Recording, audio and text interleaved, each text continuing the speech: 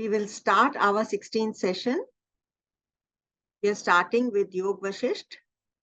Take a deep breath in.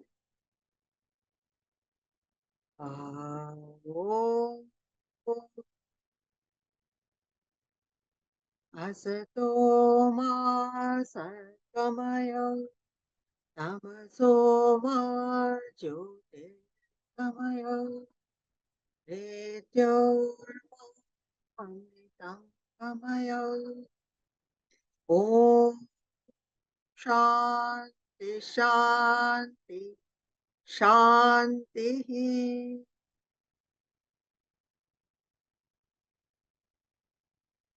और अभी आप लोगों के आने के पहले यहाँ पर काफी एक्साइटमेंट हो रहा था। हम लोग बात कर रहे थे कि गुरुदेव ने जो अभी एक छोटी सी विजिट करी थी मुंबई में, तो उस समय टीचर्स का जो एक सेशन लिया था, उस समय क्या हलचल वहां मची थी।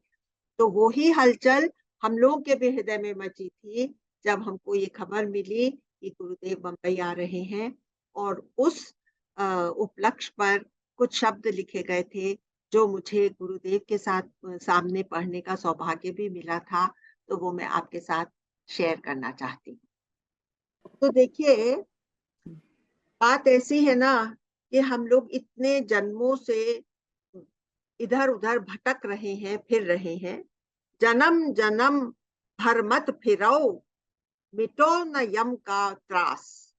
हम लोग मृत्यु के डर से कभी भी उठ नहीं पाए, क्योंकि हर योनि में हम यही ख्याल लेकर के जीते रहे और मरते दम में भी यही ख्याल रहा कि मैं तो मरने वाला हूँ, मेरी मृत्यु नहीं होती है, यह ख्याल में ही नहीं आया।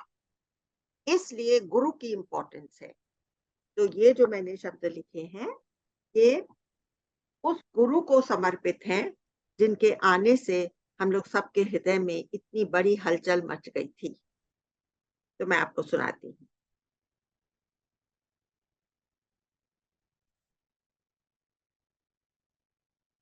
गुरु से मिलने जाना है, मात्र यह भाव उठता है तो मन बदलने लगता है, नया सूरज निकलता है।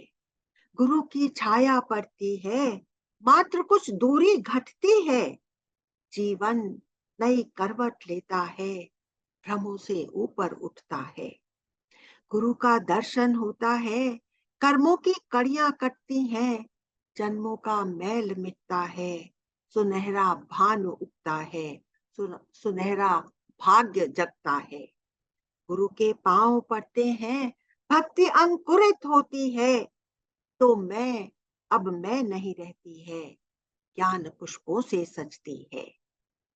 गुरु से नजरें मिलती हैं, जीव नहीं, गुरु की वाणी सुनती है, ज्ञान की वर्षा होती है, गंगा में डुबकी लगती है, यह अंतिम स्नान होता है। गुरु से नजरें मिलती हैं, जीव उछाल खाता है, आत्म दिग्दर्शन होता है, मोक्ष झोली में आता है, मोक्ष झोली में आ पड़ता, ब्रह्म आच्छादित हो जाता, गुरु का माल कर देता, गुरु की कृपा हो जाती, गुरु की कृपा हो जाती। तो गुरु जी ने बहुत धीरज से ये सारी लाइनें सुनी और उनकी तो मुस्कान ही ऐसी है ना कि वो तृप्त कर देती है। तो इस गुरु महिमा के बाद हम लोग ये 16वां सेशन योग वशिष्ठ का शुरू कर रहे हैं। आज हमारी स्टोरी का नाम है दाशूर उपाख्यान। मगध देश में शर्लोमा नामक एक मुनि रहते थे। उनका इकलौता बेटा था दाशूर, जो पिता को बहुत प्यार करता था। समय आने पर शर्लोमा की मृत्यु हो गई।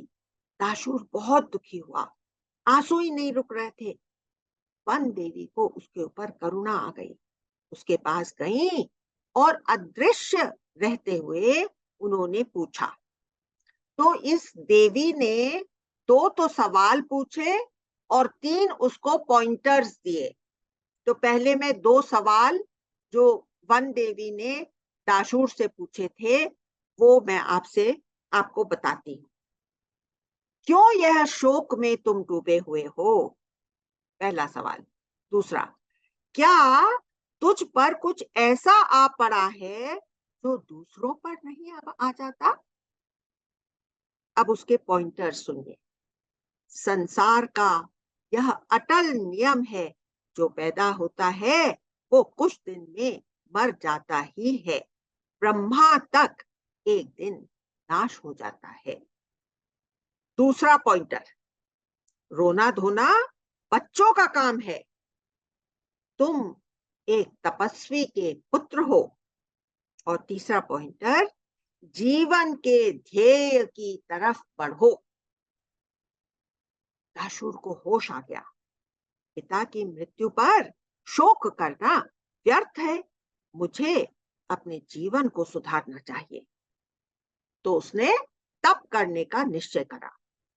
तप के लिए उसने एक अत्यंत पवित्र स्थान की खोज करना शुरू करा, लेकिन उसे तो कोई पवित्र स्थान ही नहीं मिला। फिर देखिए देखिए हमारा मन क्या क्या गुलंत खिलाता है। फिर उसके मन में एक धारणा आई, सबसे पवित्र इस वृक्ष की कोमल पत्तियां हैं, जो नई नई कोपलें निकलती हैं, वो ही सबसे पवित्र है। उनके छोर पर बैठकर मैं तप करूंगा, तब मेरा तप सार्थक होगा। अब क्या उसने सोचा, पर मैं तो बहुत ही भारी भरकम हूं, उस पर कैसे टिक पाऊंगा? तो मैं खुद को हल्का बनाता। तो उसने आग जलाई। देखिए क्या क्या मन गुलन खिलाता है, किस किस तरह की धारणाएं संकल्प हमारे मन में ले आता है, जो कि बेस से पैर के होते हैं। अब उसने क्या किया कि अपना फ्लैश काट काट करके उस अग्नि को देने लग गया वो। Can you imagine, just to become light enough to sit on the tips of the कोमल पत्तियां which come out of a tree. तो अब क्या हुआ कि अग्नि देवता को बहुत ही खराब लगने लगा कि भैया ये ब्राह्मण का फ्लैश मेरे अंदर ये डाल रहा है। तो उसने कहा कि चलो मैं तुम्हारे को कुछ वरदान देता हूँ, तुमको क्या चाहिए, तुम किस लिए ये कर रहे हो? तो उसने कहा कि भाई मैं तो इन कोमल पत्तियों के टिप्स पर बैठ करके और तपस्या करना चाहता हूँ। तो अग्नि देवता ने क्या कहा, अच्छा भैया ठीक है, तुम ऐसा ही। अब उसके मन में शांति आ गई कि भाई मुझे तो एक वरदान मिल गया है।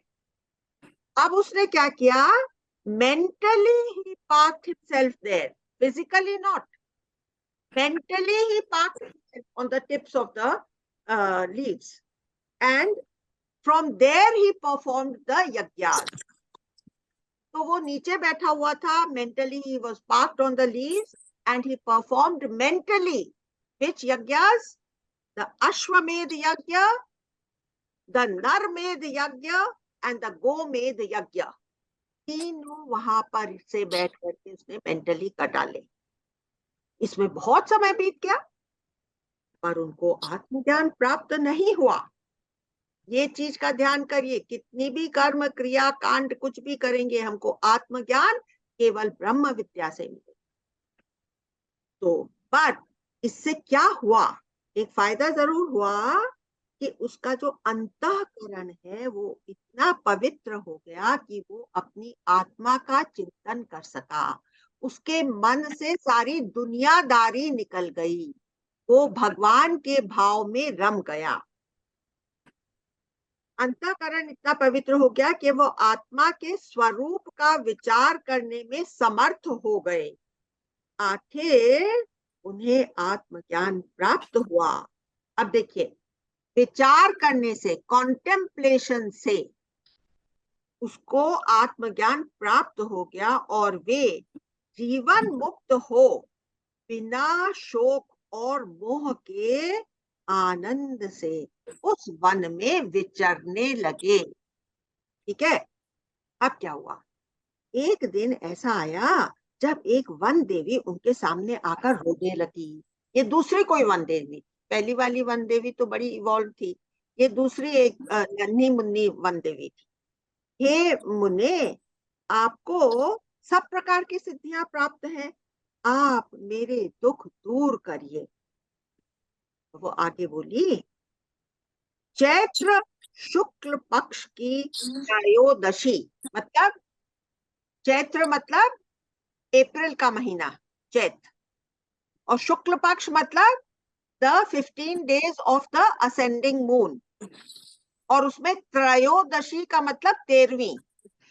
तो अप्रैल महीने के असेंडिंग पार्ट में जब उसने 13वीं के दिन वो बोलने लगी कि वहां पर इंद्र के नंदन वन में सब वन देवी कामदेव के उत्सव के लिए इकट्ठी हुई थी।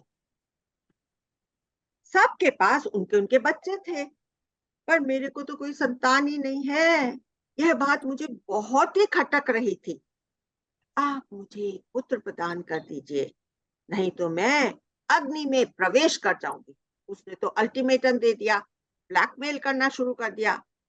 दाशूर को दया आ गई, उन्होंने उसे एक फूल दिया और कहा, जाओ, 1 महीने में तुम्हारे गर्भ से एक पुत्र पैदा होगा, लेकिन क्योंकि तुमने अग्नि में प्रवेश करने की धमकी दी थी, इसलिए वह अज्ञानी होगा।